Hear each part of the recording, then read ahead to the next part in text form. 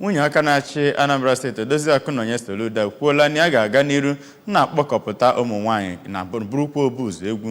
n'itipu mkpu dị iche iche a na-eti iji wee hụ na etinyere ehibere amụma ọrụ dị iche iche ga na-emeta ụmụnwaanyị na ụmụaka mma na steeti a. Odoziaku Soludo kwuru nke mgbe ndị nwunye ndị bishọp ụka Anglican na province nke Niger kpọtụrụ ya n'obu gọvanọ dị na Amawbia Dan Ezigwe ga-akọlụ aka n'isi.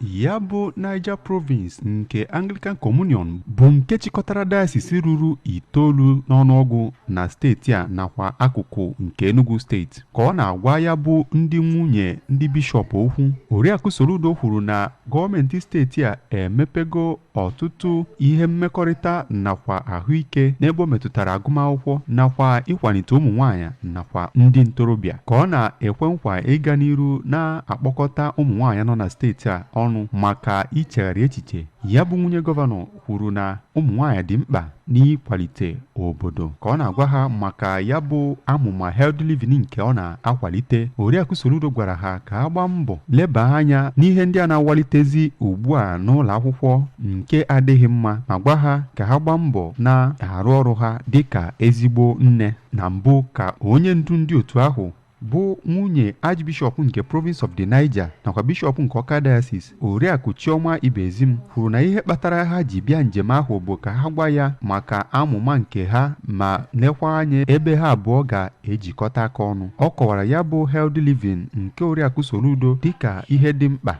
ma kwe nkwa na ha ga-aga n'iru ịgbasa ya bụ ozi n'ụlọ ụka ha dị iche iche. Nwunye osote aka na-achị steeti a bụ Lady Oluchi Ibezim nọkwa na ya bụ ọgbakọ.